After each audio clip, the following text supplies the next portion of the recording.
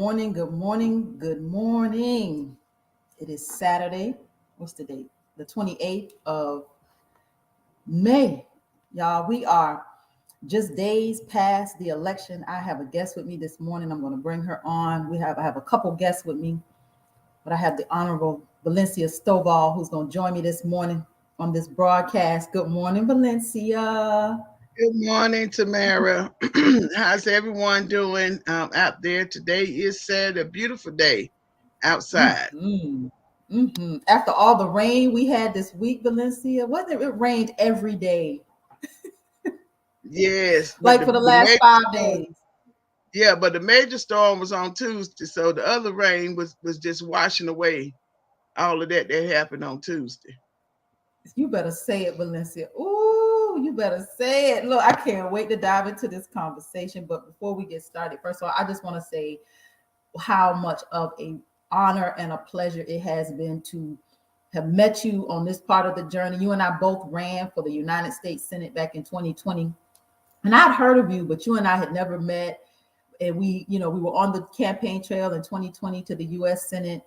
And then we got on this journey here in 2022, where you were running for the 5th congressional district. That's the Atlanta, that's John Lewis's district, where you ran there. And I got back on the campaign trail to the United States Senate. So it has been a pleasure to run alongside you. And I just want to say thank you for your willingness to serve again. Yes. Well, thank you, Tamara. It's definitely been a very enlightening journey with even meeting you on a lot of issues that I definitely was not astute to, and being able to share, both our knowledge, and being able to see how we share a whole lot of things in common, and more so about us wanting to be servants and not about holding a title, but to be able to serve the people. And we know that there are needs out there, and we want to find solutions. We want to give solutions, and that was the reason why we ran. It wasn't anything else, because we could have been doing some other stuff had we known some other things. So I'll leave it at that till we get to it. Yeah. Look, I have been, I think this has been a conversation that I have been anticipating all week. When you put yourself out to serve, you sacrifice a lot. I don't think people understand, running for office is, you see it on the out, it looks all great, like, oh, you're running, they see that part of it, but there's so much hard work behind the scenes, the campaigning, the raising of the money, just what it takes to really do this every single day. Wake up every day doing it, go to bed doing it every single day, Valencia. And we've done it. And I just Oh want to say, yes, it is. go ahead. Yeah, I was gonna say yes. It takes a mental toll, mental and physical toll, on you, and it's not easy. Some people, especially when they see you and you are still in good spirit and you running the race, and they think, oh, it must be kind of easy. I'm gonna try it until they dip their feet in that water, and that's when they realize, oh, wait, hold on, you didn't tell me, this and that. I didn't know, it was going to require all of this. And it's not just you, it's your family, it's your friends, it's everyone that's surrounding around you, who is impacted on you when you run for office. Mm-hmm. And you know what? When you run, it's like they're running too. People that love you, they're carrying that same energy. So when as you're running, they're running too. So you're not running alone. The people that that are surrounding you, your team, everybody, it's like everybody's on 10 for, and it's like it was a whole year for me.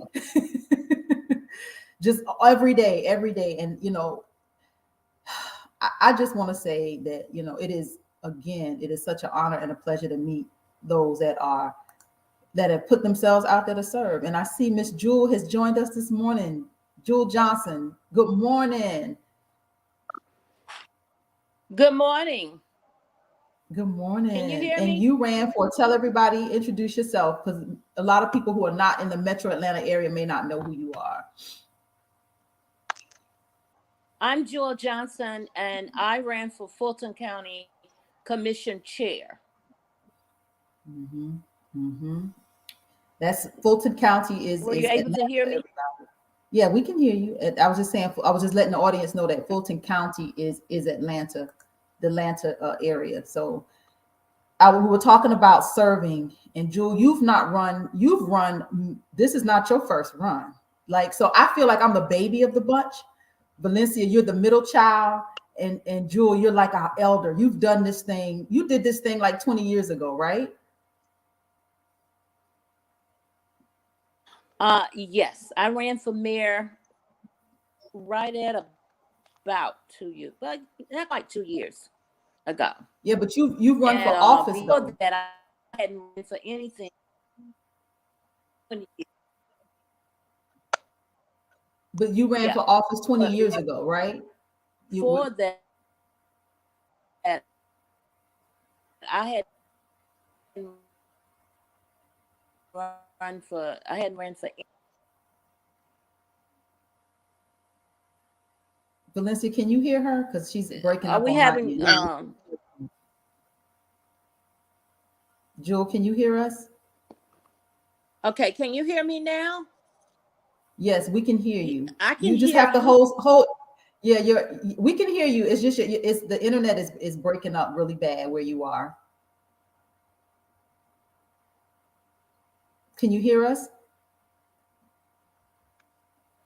Get near your router, Jewel. Maybe your router in your home. Can you get somewhere You're where you can going get a better reception? in and out, and maybe that's my connections. I'm not sure.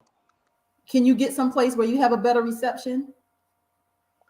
I can try another room. Please. We'll bring you back on. Uh, All right, Valencia. Yes, so we'll get this thing started.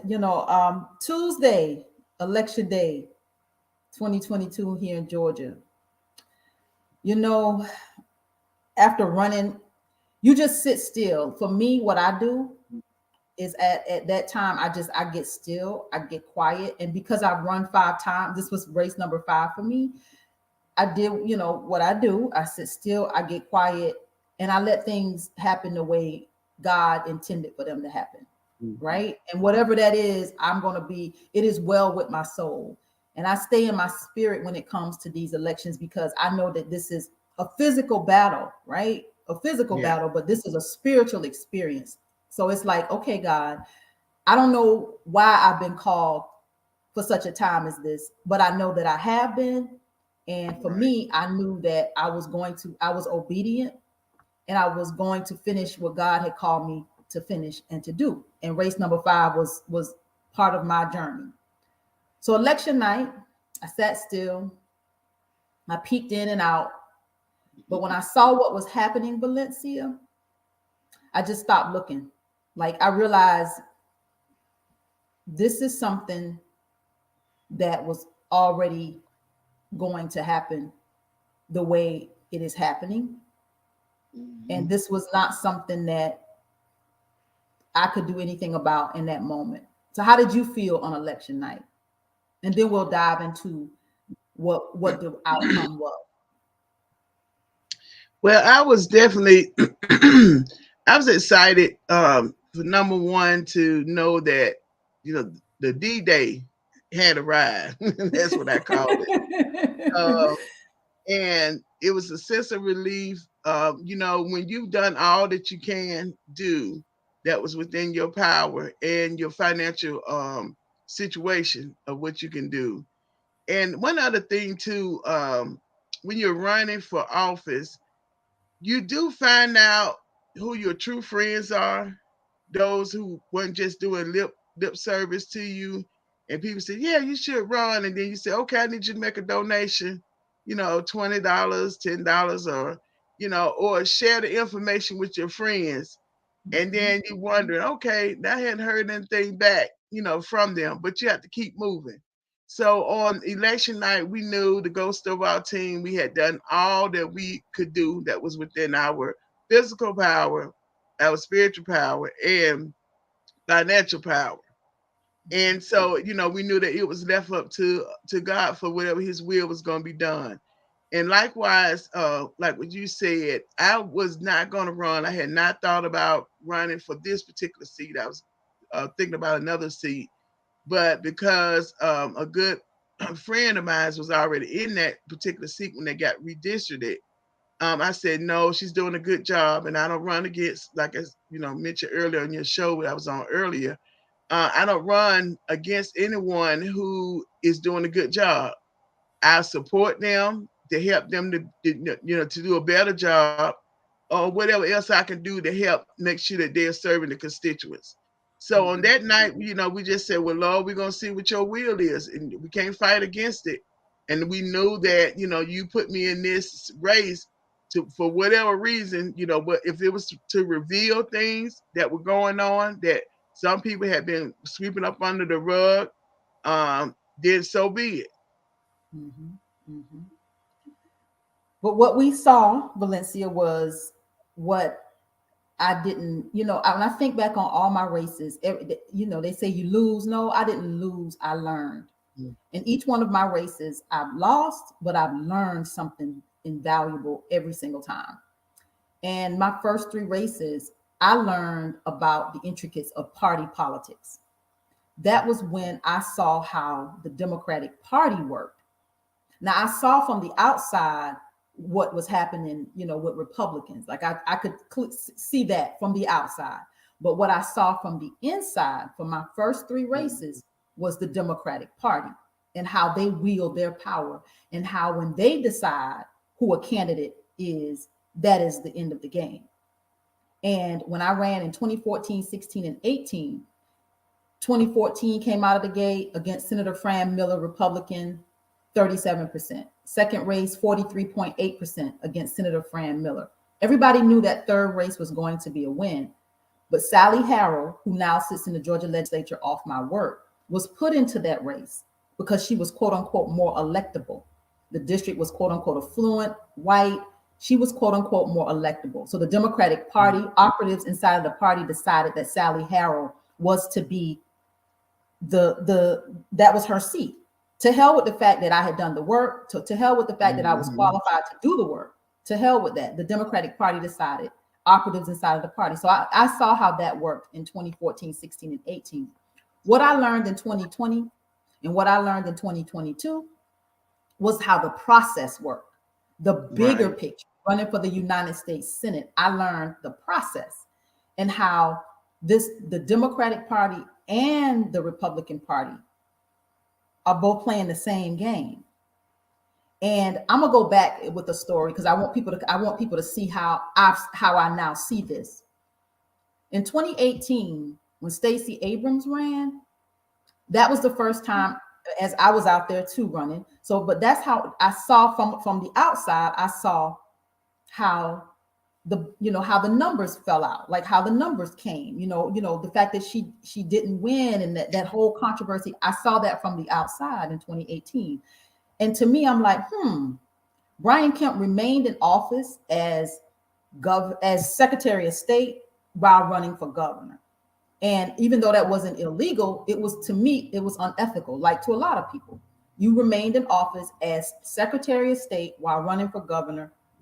That didn't sit well when you're counting your own votes. It didn't sit well with all of us. So I saw it from the outside. All right. 2018, did Stacey Abrams really lose? Did Brian Kemp really win? I don't know. 2020 rolls around. Donald Trump makes the phone call here in Georgia, telling our Secretary of State, basically, find those 11,000 votes. And I'm like, huh? Why would he? Why? That was a bold move. What was that? Why was that? That's me on the outside looking in. Like, so he calls and then Joe Biden wins Georgia. So this is, again, we're looking at this thing. Okay, Democrats in 2018, did Stacey Abrams really lose? In 2020, did Joe Biden really win? In 2022, when we look at these numbers, not just my race, and I'm not saying I should have won. I'm not saying that at all. What I am saying is the numbers don't add up. Right. The numbers just don't add up. Yeah, one thing I did want to jump in and say is that when it comes down to holding those 2 seats, like with Brian Kemp was Secretary of State and also running for another position. That's not uncommon. The Democrats did the same thing when Kathy Cox was Secretary of State, and she also ran for governor. So the point is, these things that are not right and that are we call unfair process. It needs to be straightened out across the board. It should not matter whose party, which party is in charge.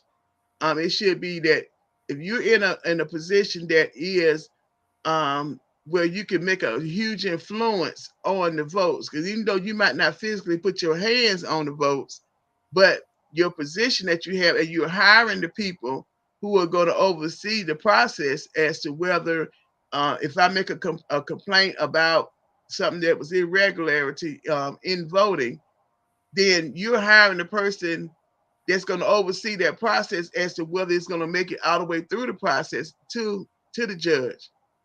And so that's the undue influence that happened. And so it didn't just happen, with the governor, with Kemp in 2018. The same thing happened with the Democratic Party here in 2022. And so it's like, well, it's always been done. There's nothing wrong about it. Well, it might not be in law that says that, but it's the ethical part behind it that says, I wouldn't want anybody to feel like I cheated my way into getting up to be in a particular office. I want everything to be fair so that when I win, then everybody can say, yes, that person really did win. But now there's always a doubt into, just like in my race, the chairwoman, Nikema Williams, did she really win, even with that large of a margin? And even when I looked at your race, you had 100 something thousand votes that you got when 21 people were in the race. So how is it now? You only had 29 something thousand? I think when I looked at the numbers. So before we let's I'm going to address this, because you know what happens. Yeah, she says the sound is low on Facebook. If y'all are watching, go to YouTube. I'm also on Twitter as well. I have been I know for a fact I have been shut down on Facebook. So this may be a broadcast that probably gets shut down, because when you start speaking truth to power, power just seems to want to take over. Yes, y'all. So go to YouTube. We are live on YouTube. We are live on Twitter. But guess what, y'all? I'm getting ready to bring all of this to my Tamara Shealey website, so nobody can shut us down. So be on the lookout. Be on the lookout. Go ahead, Valencia. Yeah. So a lot of times, there's a group of people that don't want the voters to be educated. I call them the oppressors. Because anytime you have communities that continue to look the way that they look for years and years and years, and you have the same structure of people that are in charge, they don't care about the quality of life of those people, because they know that at the time, the individuals they represent are too busy worrying about their next paycheck, where they're going to live, if their children are safe. They have a lot of things that they're worried about, that when you and I come, and some of the rest of them talking about voting and educating and researching your candidates, that's the last thing they're thinking about. They're not thinking about that. And so what happens? Those who have the power, influence, or money to influence the media to sway your votes, and because you're not thinking, you're trying to be a Democrat and be dedicated Democrat, or you're trying to be a dedicated Republican, and you're not thinking that, oh, they really could be doing something shady behind the scenes. And that's what's happening across the board. But I can speak more specifically about the Democratic Party, because there's a situation that happened involving me, you, and some of the other people that were running for office. Go ahead, Valencia. We're gonna dive in, because look, okay, we have nothing to lose. right. Right. So a week before, well, now a couple of days before the primary, we had been seeing a lot of things that were going on with the Democratic Party of Georgia and its leadership. And what normally happens, I even talked with my dad, who, a staunch Democrat, back in the 70s, 80s, and 90s, served on the executive committee as well. And I started asking him questions about what I started seeing with the Democratic Party. And I said, Daddy, have they ever sent out a mailer um, for the Democratic Party of Georgia during a primary election? And he said, no. I showed him the letter that came out. It had Stacey's face on it. It had Warnock's face on it. And then on the inside, there was a letter that was a personalized letter to the voter. And the date of the letter was May the 4th, 2022. But primary election wasn't until May the 24th. And so how many households did that make it to? We don't know. And then inside the letter, you have a flyer. On that flyer, it shows, like I said, Stacey's picture, Warnock's picture. And then when you flip it over, it has meet our team. And at the top, of course, is the chair. Nikema Williams has her position as the chair and as Congresswoman.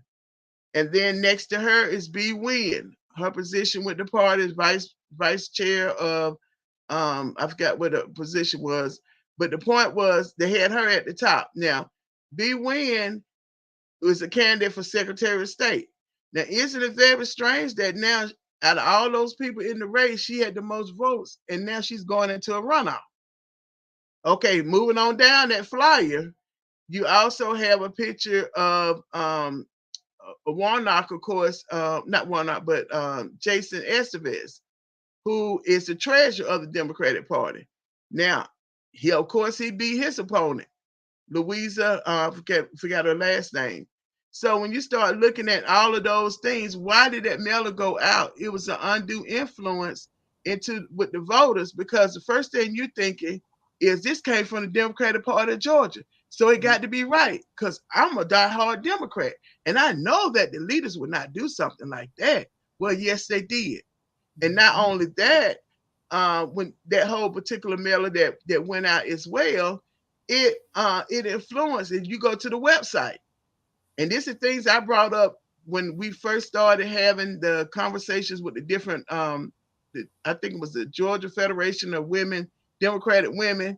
They had a call. They asked the candidates to call in on Zoom. I brought it up then. I brought up the website. So you go to the Democratic Party website. First picture, the picture you see after you click on it to go into the website, you see a picture of John Lewis and Warnock. Why is Warnock on the front of the Democratic Party website? He is in an election. And if you're going to put him, why you didn't put Ossoff on there? See, those little things like that, y'all have to pay attention to. Then when you scroll down to the bottom, there's a button that says chip in. And whose face is on that? Nikema, her son, and John Lewis. Why is her son on the Democratic Party website? And why is her face on the chip in button? So the first thing you're doing with subliminal messages is, this is the person, now chip in so we can help elect these people. Now, who knows? Our money that we paid to qualify was probably used against us by sending out the mailers that went out that I referenced to earlier. So there are a lot of things that people say, oh, no, I don't think. Start asking questions. And the thing about it is that the party can take a turnaround right now. There are people that are state committee members, and there are those on the executive committee. They can call a meeting according to the bylaws. And I actually did a video. I went line item by line item of the bylaws and how it's been violated according to the Democratic Party's own bylaws and the actions that they've been taking. They're not supposed to nominate or endorse anyone, but they did it slick. They didn't come out and say, this is the person I want you to vote for. But you send out a mailer with all these people's names on it, and what's the inference that people are going to have? Oh, that's who the party is supporting. So I stopped there, because it's I've typed up everything that I even did my video on. And if you want to see, you can go to my website, ghostovall.com, and you can listen to the video and see how I itemize each one of those sections of those bylaws of the Democratic Party of Georgia. Mm-hmm. Yeah, they broke all their own rules, Valencia. Even they even had an event, Gwinnett County and I believe it was Cobb County, the other county, had an event where they had Warnock as the guest speaker and was raising money. The county parties raising money had him as the guest speaker to re-elect him.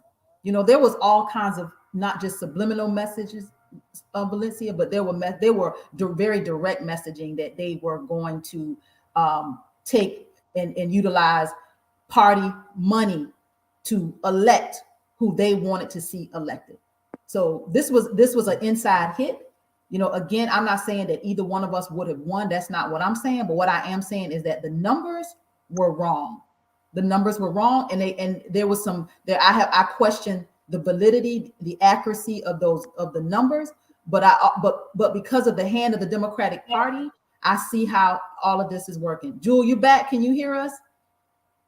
Yeah, I hear you very well. Can you hear me? Yes, and we can hear you and see you. Yes, go ahead. We'll let you dive into what happened in your race.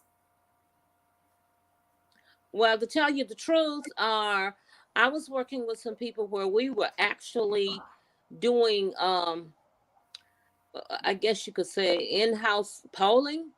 And in my race, it really showed that my opponent, Mr. Pitts, was not polling that well, and it actually looked like the race was going to be between Miss Russell and I.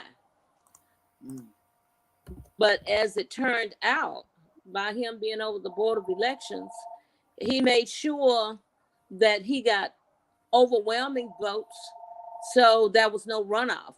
And if you notice, what really upset me is the fact that no encumbrance was in a runoff. All of them won out straight except one. Mm-hmm. Mm-hmm. And I really believe that that particular one is going to win because Mr. Pitts still have control over.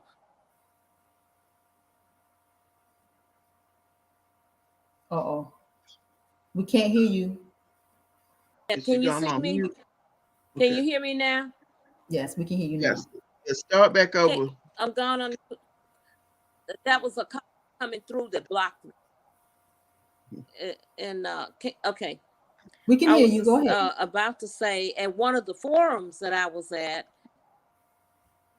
there was a sublingual message sent by Mr. Pitts when he stood up and said that, I just want to assure you that Stacey Abrams will be our next governor, and I guarantee that. So when I got the mic, I said, I don't know who's going to be the next governor. I said, maybe Mr. Pitts knows something that the rest of us don't know. So that to me was him saying, you know, hey, you better leave me alone because I'm going to make sure Stacey is the next governor of Georgia. So that was one of the main things that bothered me. I even sent letters from the organization that I have started that Mr. Pitts is a candidate now. And we sent this to the Board of Commissioners and asking them to please join us and asking him to step down so that we may have a fair, okay. So we went and sent them in person. They ignored us. So I called the Georgia GBI and spoke with the director and shared with him my concerns. And he suggested that I make a complaint with the state's office, which I did.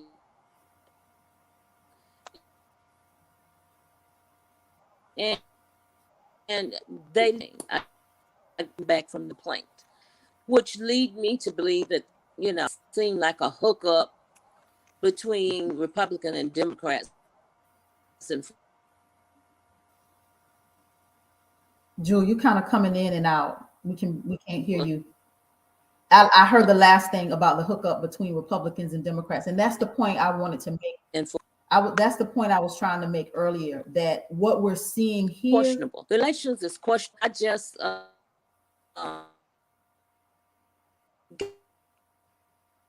got. Okay, let me ask her to Valencia. That was the point I was making earlier about. Let me tell her to log back in because she is having some technical difficulties. That was the point I was making earlier about the numbers and if we look at the pattern across the board from these years, like you said, it even goes back to Kathy Cox. Like I don't really remember that. I wasn't as engaged in watching what I'm watching and seeing now. Again, I questioned 2018, did Stacey Abrams really lose? And I questioned 2020, did Donald Trump really lose? I'm questioning 2022, looking at the votes, like she just said, all of the incumbents, all of them are back in office, or look at the numbers, the gap between, it's like with me, it's peanuts. And I know for a fact, that margin, that ain't right. Like, I'm not saying I would have won. I'm not saying that at all. But what I am saying is that margin, there's something wrong with those numbers.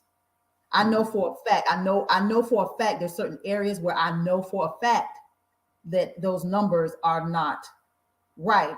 And we were privy to some information. Valencia, you talked about this. Would you dive in a bit more? You talked about this on when it happened, that came from WSAV, that showed the numbers looking very different. And I don't know, what was this I didn't know what this was. I didn't share it when it came out because I didn't know what I was looking at. Yeah, so there was a leak or something where WSB TV said it was a leak. They had sent out preliminary numbers that as if it was election day. And this was before the primary again. And even in those numbers, it showed I've had like 4,000, and the other opponent had 10,000, and Williams had 13,000. And on there, and you think about it, majority of the TV stations or TV stations that we trust, especially when it comes down to election night results. And then for this to come out, and it was just like all the races, this was something that came out. So I contacted them and asked, why was this sent out? What was the purpose of it? And I knew it couldn't be right. And the lady that I spoke to continued to apologize, and she said that it was not correct and that it was a glitch in their system, and that it's supposed to be taken down, and there was technical difficulties and some other stuff that she said. And I told her it's still not right. I said, you're influencing the voters. I said, because if people that were going to vote for me and they saw that, they're going to say, what's the use of me going to vote? They said she only going to have 4,000 people. So I might as well don't even vote, or vote for the other person who has the most numbers. And so, so that I think it has affected, for those who did see it, it affected the election results as well. So all those things, even if we dive into the Atlanta Press Club issue that happened early on, when neither you or I were allowed to be on the debate stage. Now, in your case, you had the U.S. Senate, they had the Republicans debating, but then for the Democrat, they did not have it. Yep, they should. Go ahead, Valencia. And then for Congressional District 5, they didn't have neither Williams nor myself on the debate stage. And then when we questioned, I called the question because I wanted to know. And I was told that the race that I was in, and I even asked about your race, that they were not heavy contended races, and they were not competitive. And I said, according to whom? I said, and then the person told me that, well, they had their committee, and the committee decided. And she apologized. I don't know why everybody have to apologize. Just do something about it. Don't give me an apology. And I said, why? I said, of course, you wouldn't think it's competitive. I don't have the money, neither does Tamara have it, and some of the other candidates don't have the money against the people they're running against to be able to have commercials, to do massive mail outs. So we're at a disadvantage where we got a hard to serve. And I guarantee you put us on the stage together in a debate. I said, I guarantee you we will make it a very competitive race because we'll be able to get our message out to a massive amount of people. And then she said, well, we're one of the most respected debate forums that's taking place across the United States. And so we're well respected. I said, that's the very reason why you all should be fair and had allowed us to be on there.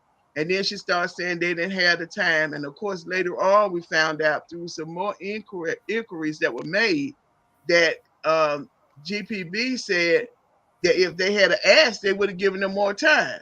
So, it's like, okay, what's really going on? But so those kind of things like that. So we know that the powers to be, had their hands influencing that because even in my race, Weaves didn't show up to no forums.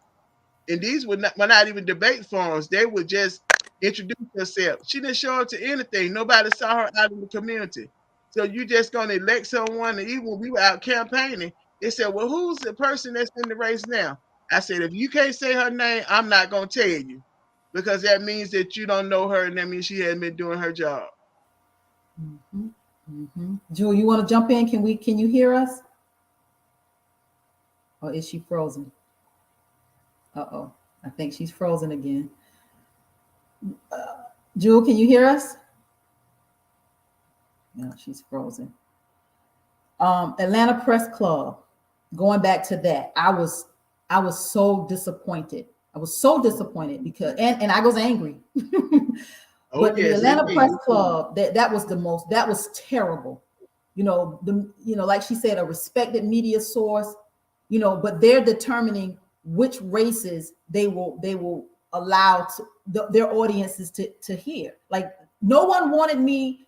Warnock literally just was shielded from having any kind of debate, conversation, anything with me. He didn't have to be held accountable for anything that he was doing in Washington. The Democratic Party made it clear they were going to do everything they could and they did to get him reelected. And the media and the Atlanta Press Club was right there with them. And that's PBS, and PBS, this is public broadcasting, right? This is a 501c3, I'm sure, right? These are, I mean, what kind of violation is that? Like they get to decide, with public dollars, what they're going to broadcast. Like, really? You don't make the process fair. You decide that you don't even want to have the Democratic debate, but you have the Republican U.S. Senate debate, but not the Democratic U.S. Senate debate with public money, PBS. Yeah. And it was very, very unfair. Put everybody on the stage, give everybody the opportunity to showcase or to say their platform, and then let the voters decide. Yes, there were a lot of people, but even when I think back to 2020, when both of us were in the U.S. Senate race, and then when we asked about why everybody's not on the stage at the same time. Oh, it was too many. It was 20 something. I said, all 20 didn't even reply back. So it wasn't 20 something people you're going to have on the stage anyway. And then they said, well, we went by the poll and these are the top 5. I said, who did you poll? And depending on what question you ask, depends on what the answer you're going to receive. So you didn't, even then, I think 2 years ago, it was not a fair process. Mm-mm.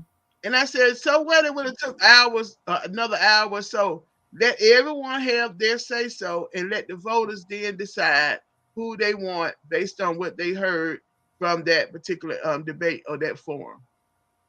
Yeah, that's all we were asking for. Along the way, Valencia, the only thing that candidates and all of us was asking for was just make this fair. Make it a fair race. It's how can you have these quote unquote 2 teams, Democrats and Republicans, and literally they're not, neither of them are, one say the other one's not playing fair and the other one say the other one's not playing. It's this voter suppression, this voter fraud, both are true. Neither of them are playing fair. Right. And Yeah, all it's of us like are pawns in the game. yeah, it's like the pot and the kettle. Both of them are black, and both of them hold water. And so it's no different, you know, between the two. And it's sad Mhm, because the voters are stuck in the middle. And you can see the result of when you have those politics. That's what one friend of mine called it. Takes mhm, place. It is harmful to the community because mhm, it now gives them. They start looking at it one way of thinking that these people they're elected are for their interests, but they're not. You can mhm, look at your community. If you want to know, we always talk about why should I vote? And now you have questioning and voting. You know, we're out telling people to vote. And they say, well, if we voted, what about all this other stuff that's going on? mhm, Do our vote really count? And so now it becomes a trust issue. And this mhm, is all we have in America, everyone, is voting. That is what our foundation of our country was built on, the democratic process, not the Democrats, but the democratic process that everyone should have a right for fair representation when it comes down to voting. That's why the census is done every 10 years to make sure that it is leveled out. And of course, there's some stuff going on with that tampering. But it wasn't just the Republicans doing it. When the Democrats was in power, they did the same thing to try to keep power. mhm, So that's why you, as voters and citizens here in the United States, started here in Georgia, you have to start questioning more and talking out. If you're a member of the Democratic Party, y'all need to start sending them letters. Send the letters to the state committees, state committee members, and executive committee. Go to the website and look it up and start questioning. Say we want something to be done. You know, we don't mhm, want to be the party that's going along. You can't talk about what Trump said about cheating and everything going on, and then here we are in 2022, and there's a question about fairness in voting. You this even with Miss Johnson talking about in the Fulton County. Now just think if you magnified that, and if that was going on in each one of the counties, where their mindset was, I'm going to guarantee in the ones that are Democratic majority counties, I'm gonna guarantee this particular person wins. Well, who's to say that particular person plus how many more were guaranteed that they're gonna win? We mhm, don't know what's going on. Well, mhm, I know one thing. I know that there needs to be campaign reform legislation in place, and it needs to come from the federal and down to the state. And it might even need to get to a point where everybody has the same amount of money starting off in their campaigns, and that you can't raise no more than a certain amount. So take everybody at the same level, starting out the same starting point, and then let's see what happens then. Then if you win, that means you won fairly mhm. because there wasn't other in undue influence. And a lot of times you hear about dark money. Well, dark money coming from who? Aren't you a part of the dark money too? Mhm, mhm, mhm. The whole system, honestly, Valencia, is I believe it's the machines here in Georgia. Like I think about, when I went to vote, and because last in 2020 I did absentee. Mm-hmm. 2022, it was like you put that card in, that's all automated, right? Then the machine spits out a piece of paper that has what, quote unquote, what you voted for on this paper. And then you take it over to another machine, and it does it scan it? Does it shred it? What happens? Does it read that, and does it manipulate whatever you had? Like, we don't. It's everything now, and we're in this digital world, and everything is about technology. I don't, I don't know what, we have no clue what's going on. Do these votes really count? Do they really count? Yeah, and that's the scary part about it because of how our country is built and everything is generated and structured around voting. And when you have irregularities in voting, it's not like it just started happening. Of course, even when I think about the Al Gore, the whole thing that happened in Florida, and they said the shapes, look, because at that time we had the other kind of paper ballot, and the little shafts that come off of it, and if it was hanging out, and there was a whole big issue about whether Al Gore should have been president, at that time, based on what happened in Florida. And that was some years ago when that happened. But so it's not like irregularities haven't been happening all along the time. But now we're in the age of technology where it definitely can be manipulated a whole lot more than back then. And not saying we need to go back to paper ballots. It needs to be some kind of quality control audit on both ends. So if that means that it's going to take longer to get the results from an election, I'd rather have it take longer and knowing it's been a double double quality control, electronic wise and paper wise. Not saying you still can't cheat, because a cheater gonna find a way to cheat no matter what, just like a thief is gonna steal no matter what. But it lessens the probability of it. And by you putting other measures in place along with it, then people can feel comfortable with their voting. But right now they're not feeling comfortable with it. Especially when the candidate they really wanted to win does not win. And they said, well, what's the use? I'm not going to go back to vote anymore. Somebody next time come and vote. For what? I voted. Then they start saying something wasn't going right with the machines. So I don't, that's the only thing I can think of as for a solution is, having more of an audit trail and more of a check and balance, just like we have with the three branches of government. That's why it was set up. The executive not more in charge than the judicial. Judicial not more in charge than the legislative branch. All those supposed to balance out. So we need to look at how do we balance that out with our voting, because that's the only thing we have as American citizens that's precious to us. That's our right. What we do when we go in that voting booth, that's our choice when we put our vote in. And when anytime that's tampered with or it becomes unstable, then what do we have? We don't have anything. We don't have a democracy. We're going to turn into a dictatorship. That's what it's going to end up being, because you're going to have certain people or one person in power deciding what everybody else should be able to do and can and can't do. Yeah, it feels like right now the illusion of democracy. Like, to me, it doesn't feel like we really. I feel like we're being controlled. I feel like we're being manipulated. I feel like we're being bamboozled. Really, I do. I feel like I don't know what's going on, and when I don't, again, the margins. It's not the fact that we didn't win. The margins, and if you look up and down that ballot, the margins are unbelievable with these chosen candidates, the ones that the parties have said these will be your leaders, the margins.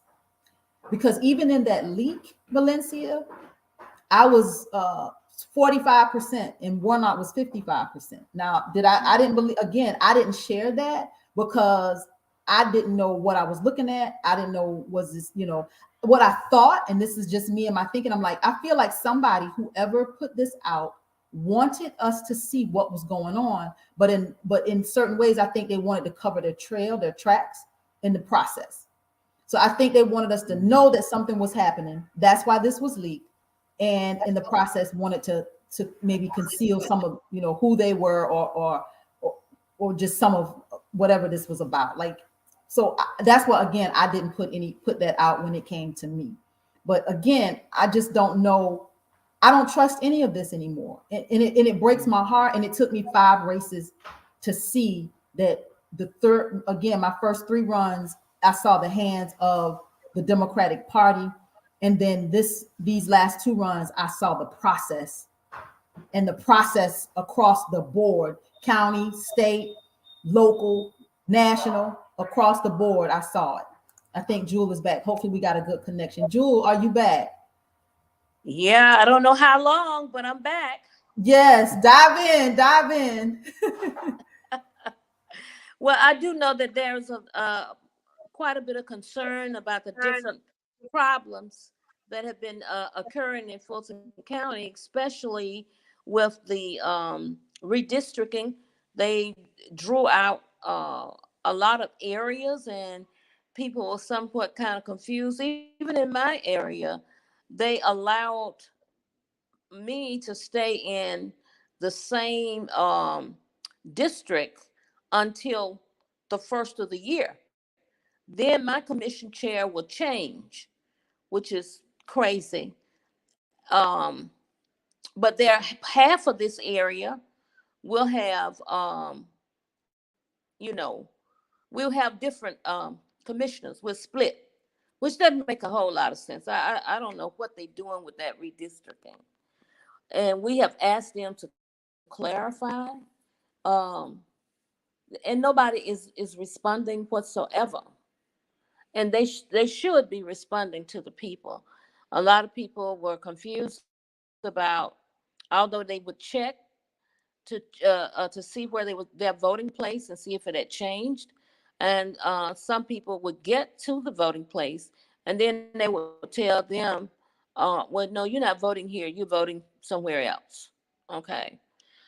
It was just really crazy. I did have one person to text me early on, which was on the very first day of voting, and she said to me in the text that she went to vote and she wanted to pull a Republican ballot, and she asked for a Republican ballot. They gave her one that she thought it was a Republican ballot. So when she got the ballot out, before she scanned it, she happened to look to see, what was on it. And what was on it was all Democratic encumbrance. And she was so upset about it. She went and told them that that wasn't what she asked for. She wanted the Republican ballot because she wanted to vote against Kemp, hoping that that would help Purdue.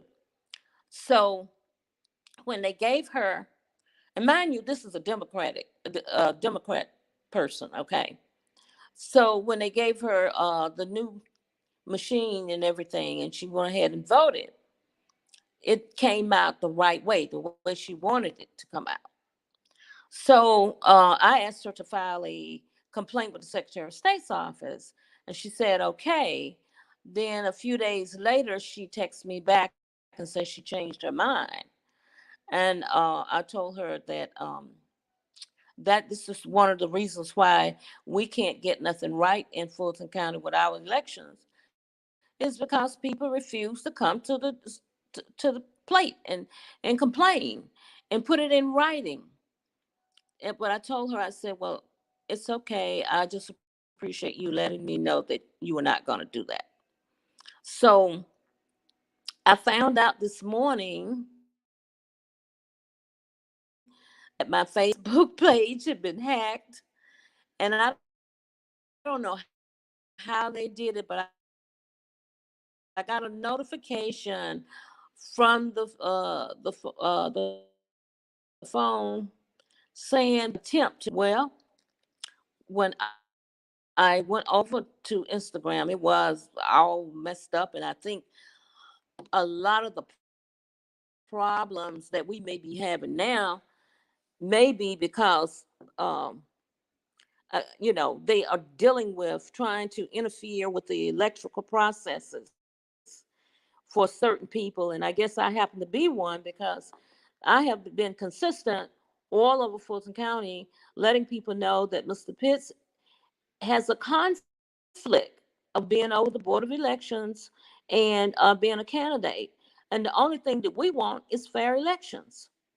And as it turned out, it did not turn out to be a fair election because I didn't pay a whole lot of attention to the fact that I was told that he had told his best friend, who our former mayor, that no challengers to the encumbrance would get elected from the South Side.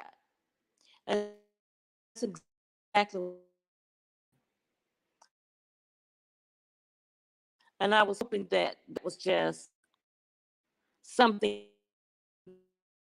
that somebody made up, but it turned out to be the truth.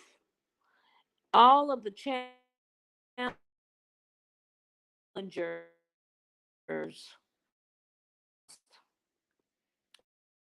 I mean, all of them. And they had only one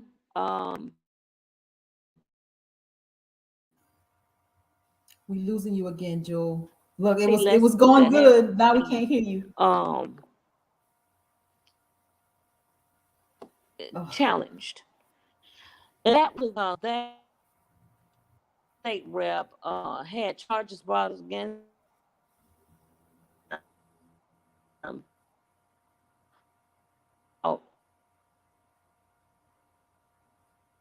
constituents, the and that's the he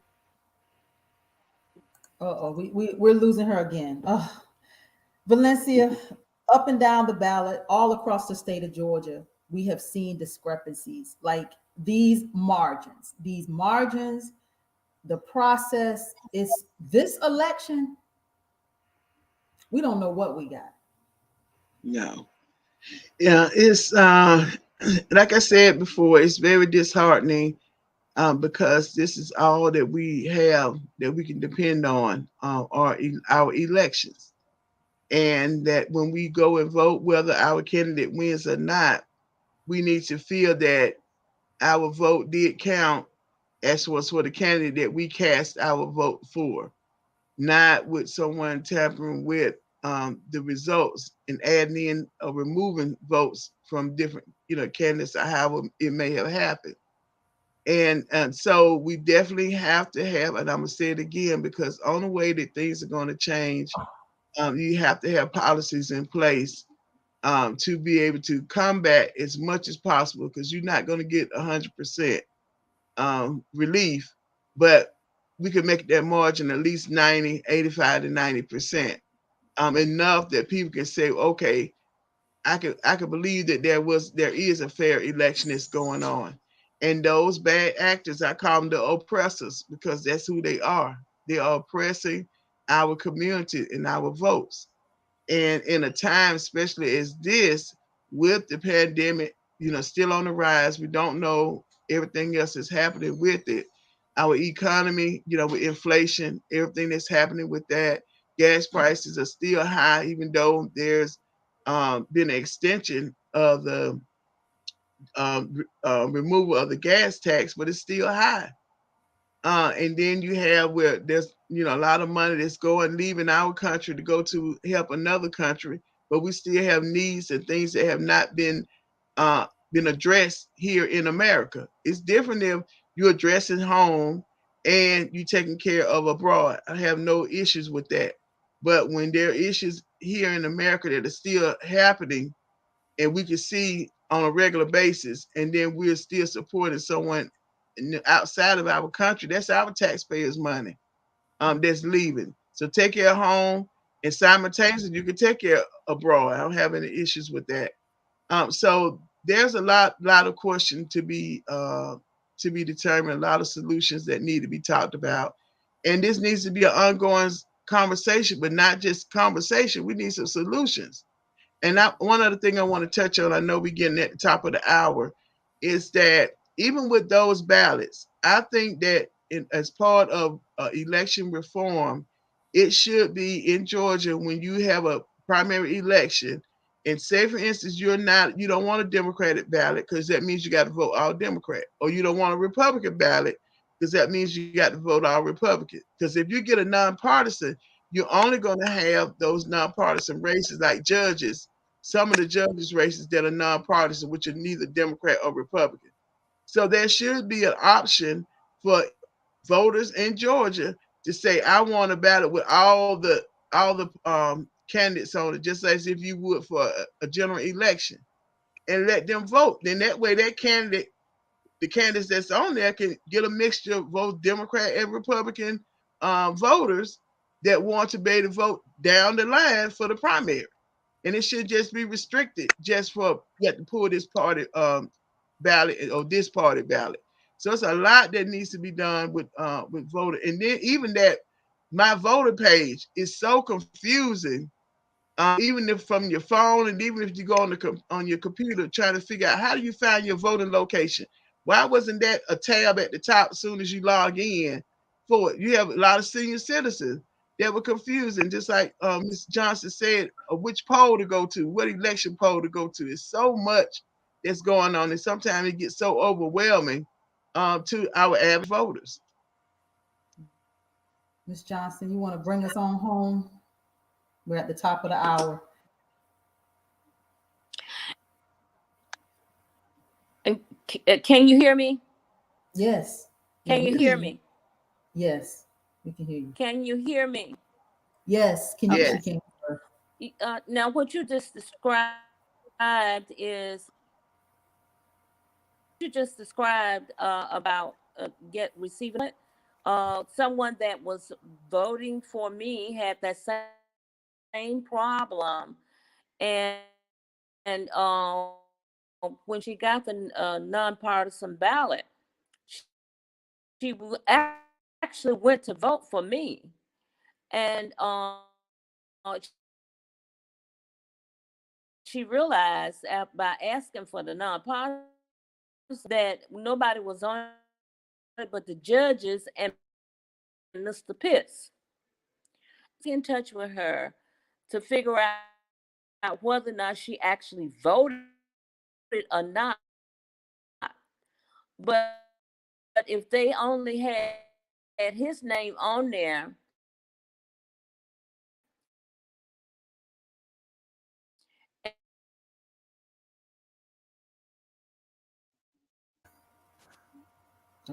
as running for full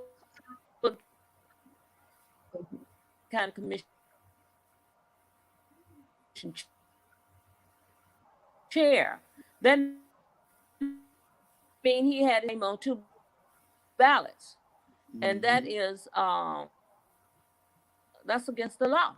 You're supposed to have your name on 2 ballots. By those votes to let them know discrepancies that need to be in before you search cause some problems with our voters. First of all, with the number of candidates,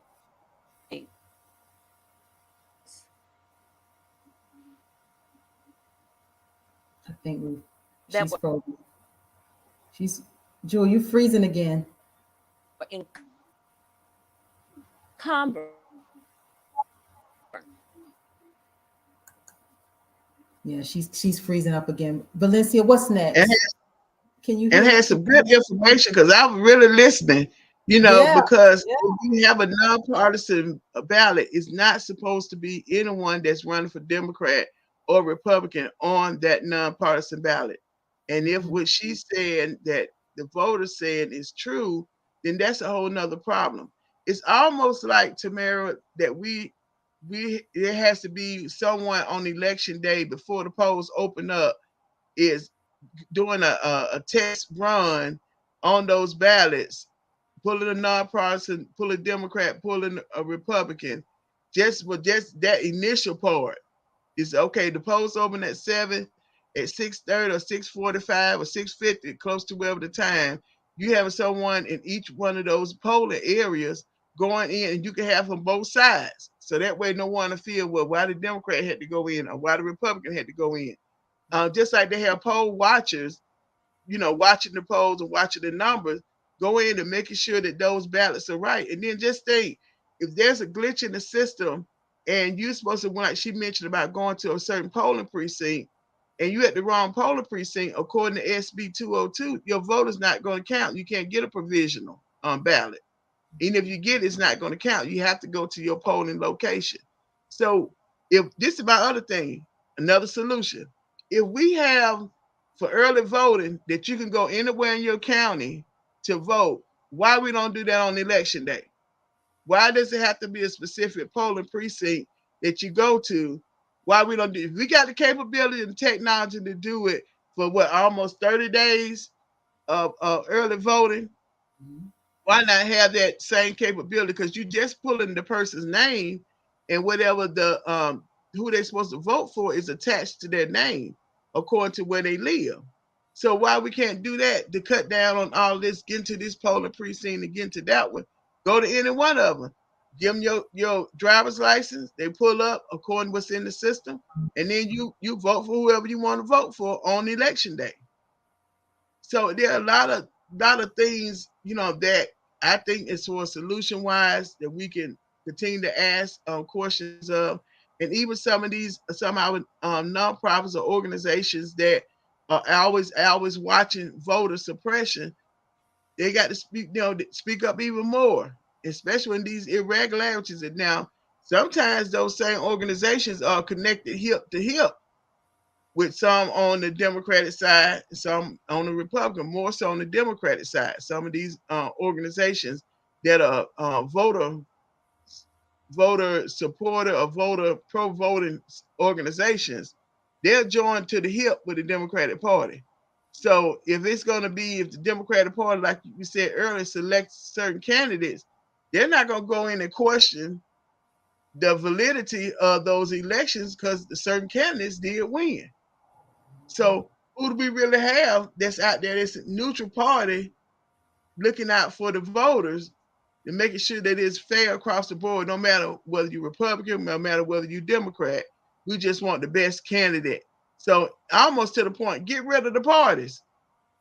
Don't have no parties. Just everybody just go, you want to run on your platform. Tell the people what it is, and then go that way, because you put so much trust in your party that they're looking out for what they say the core values are, but sometimes, most of the time, that's not the case. Mm-hmm. Absolutely. And I go back to the machines. I'm looking at the code, like that's the computer science part of my brain, where I'm looking at the code behind the scenes and how this could be manipulated. No matter what you do on the outside, they already done fixed it on the inside. And that's my biggest concern. Like, what's really going on with these machines and what's really going on with these two parties? Because it looks like to me they're taking turns with the manipulation that's happening at the polls.